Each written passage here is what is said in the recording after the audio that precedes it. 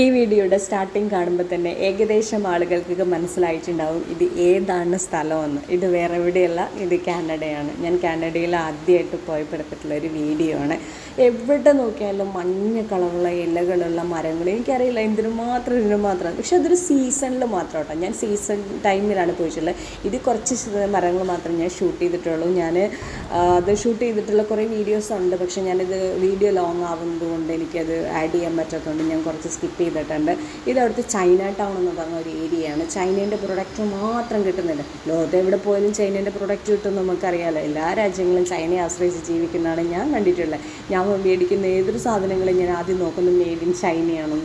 ഒട്ടുമിക്ക സാധനങ്ങളും എല്ലാ രാജ്യങ്ങളും സ്പ്രെഡ് ആയിട്ടുണ്ട് കേട്ടോ ചൈനേൻ്റെ. അത് മാത്രമേ കിട്ടാനുള്ളൂ.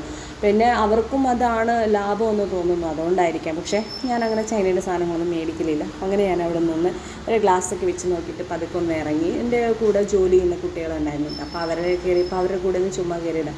അത് കഴിഞ്ഞ് വീണ്ടും ഞാൻ ഒറ്റയ്ക്ക് നടക്കാൻ ഇറങ്ങി. ഇനി കുറച്ച് സാധനങ്ങളും കൂടെ മേടിക്കണം. അതിന് വേണ്ടി ഇത് കുഞ്ഞിന് പല്ല് തേക്കാൻ വേണ്ടിയിട്ട് ഒരു ബ്രഷ് ഞാൻ വാങ്ങിയതാണ് കേട്ടോ. നമ്മുടെ നാട്ടിൽ കിട്ടില്ലേ എന്ന് ചോദിച്ചാൽ നാട്ടിൽ കിട്ടാത്തൊന്നുമില്ല. പക്ഷേ ഇവിടുന്ന് അത് കണ്ടു കഴിഞ്ഞപ്പോൾ അത് മേടിക്കണമെന്ന് തോന്നി. അങ്ങനെ കുറച്ച് സാധനങ്ങളും കൂടെ ഞാൻ വാങ്ങി. ഈ ഷോപ്പിൽ നിന്നാട്ടോ ഞങ്ങൾ സാധനങ്ങൾ വാങ്ങിയിട്ടുള്ളത്. അത് കഴിഞ്ഞ് അത് പുറത്തിറങ്ങി അതിൻ്റെ കൂടെയുള്ളത് ഇതിന് ശേഷം കൂടി കുറച്ച് സാധനം കൂടി മേടിക്കാൻ വേണ്ടി പിറ്റേ ദിവസം കൂടി ഞങ്ങൾ പോയിട്ടുണ്ടായിരുന്നു കേട്ടോ. അതുകൊണ്ട് അങ്ങനെ ആ 2 വീഡിയോയും കൂടിയിട്ട് ഞാൻ ഒന്നാക്കിയിട്ടുള്ളതാണ്. പിന്നെ ഇതൊക്കെ അവിടുത്തെ പ്രശസ്തമായിട്ടുള്ള എന്തൊക്കെയോ സാധനങ്ങളാണ്, കാര്യങ്ങളൊക്കെയാണ്. ഞാനത് പിന്നെ കൂടുതൽ എക്സ്പ്ലെയിൻ ആയിട്ട് നിൽക്കുന്നില്ല. അതൊന്നും നടന്ന് പോകുമ്പോഴത്തേനോട് കൃഷ്ണനാമൊക്കെ ജപിച്ച് വലിയൊരു ഭജനയും കാര്യങ്ങളൊക്കെ നടക്കുന്നു കൃഷ്ണൻ്റെ, നമ്മുടെ ഗുരുവായൂരപ്പൻ്റെ. അപ്പോൾ ഒന്ന് ഞാനവിടെ കുറച്ച് നേരം ഇരിക്കുന്നുണ്ട്. ഇന്ത്യൻസും ഉണ്ട്, പിന്നെ കാനേഡിയൻസും ഉണ്ട് കേട്ടോ അതിനകത്ത്. അപ്പോൾ അതൊക്കെ കണ്ട് കുറച്ച് നേരമൊക്കെ അതിലേക്ക് നടന്നു. പിന്നെ കുറച്ച് സ്റ്റാച്ചുകളൊക്കെ ഉണ്ട് കേട്ടോ. അത് പിന്നെ ഞാൻ കാണിക്കാം. ഇപ്പോൾ നമ്മൾ ഏത് രാജ്യത്ത് വന്നാലും അവിടുത്തെ ഫ്ലാഗ് ഒരു വല്ലാത്തൊരു പ്രത്യേകത തന്നെയാണ്.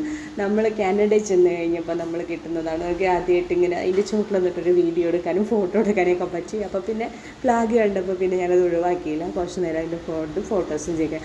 അപ്പോൾ എന്നെ അറിയുന്ന 2-3 പേരും കൂടെ അവിടെ ഉണ്ടായിരുന്നുണ്ട്. അപ്പോൾ അവരോട് ബൈ ഒക്കെ പറഞ്ഞ് ഞാൻ അവിടെ നിന്ന് പോന്നു. പിന്നെ ഈ ഒറ്റയ്ക്ക് നടക്കുക എന്ന് പറഞ്ഞാൽ എനിക്ക് ഭയങ്കര ഇഷ്ടമാണ്. നമ്മൾ വിദേശ രാജ്യങ്ങളിൽ ഒറ്റയ്ക്ക് നടക്കാൻ വളരെയധികം സ്ട്രെസ്സുമാണ് കേട്ടോ. അപ്പോൾ എന്നെ അറിയാവുന്ന 2-3 പേരെ കണ്ടു കഴിഞ്ഞപ്പോൾ ഇങ്ങനെ ഹായ് ഒക്കെ പറഞ്ഞിട്ട് പോകുന്നതാണ് കേട്ടോ. അല്ലാതെ ഞാൻ കാനഡയിൽ എനിക്ക് ആരും വലിയ പരിചയമൊന്നുമില്ല.